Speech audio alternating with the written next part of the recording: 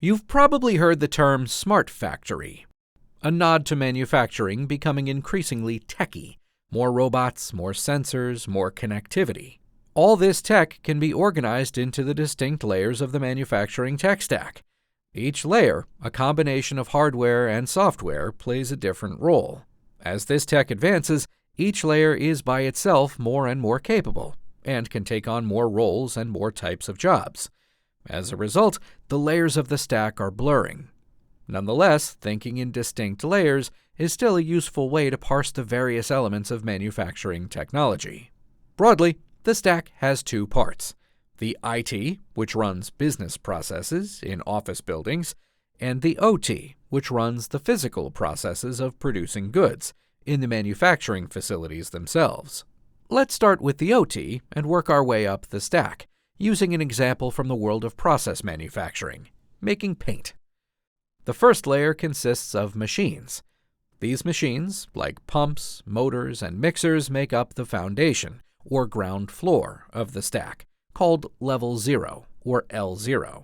Since this is where the actual physical processes play out, it's often called the process layer. In paint making, the key machine is the dispenser, a giant industrial blender that mixes pigments, resins, and solvents. Dispersers can get hot, too hot for the paint, so they have built-in water cooling systems. These industrial machines are made by a range of industrial equipment OEMs like Siemens and ABB. In addition to the machines, L0 includes the tech needed to control them. This includes sensors, which observe conditions in and around the machines and relay info up the stack, and actuators, which receive instructions from the stack and act on them, say opening a valve that pushes water into the cooling system. The work of interpreting the sensor data and turning it into actuator instructions happens at different layers up the stack. One layer up, L1, is the control layer. The key device here is the controller, which is usually hardwired to a machine's sensors and actuators, allowing it to control the machine. Take the disperser. If a temperature sensor says the paint is too hot, the controller instructs an actuator to activate the cooling system. This automated cycle, from sensor to controller to actuator, is called a control loop. The most common type of controller is the programmable logic controller, or PLC, a workhorse of manufacturing automation that has been in use for decades. In the early days, PLCs were basic. A 1980s model had just enough computing power to run a single, simple control loop, with one input variable and one output variable. Measure temperature, adjust temperature. Have more variables or instructions to program? You'd need more PLCs. But today, PLCs are far more powerful. They can handle more variables and interdependencies between variables. Say adjusting temperature, adding fluids, adjusting the mixing speed, all based on a more sophisticated set of instructions. But there is still a limitation.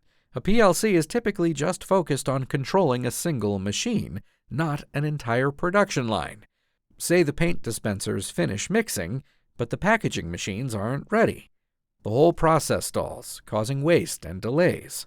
Coordination between the various control systems happens at the next layer up in the stack. This is the supervisory layer, or L2. Picture a centralized control room where data from across the production line is gathered and monitored.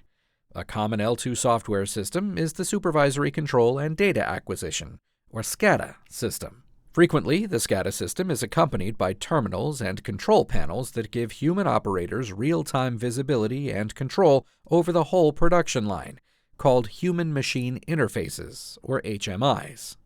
Much of the hardware and software in L1 and L2, called automation and controls equipment, is made by the same large OEMs as the L0 machines.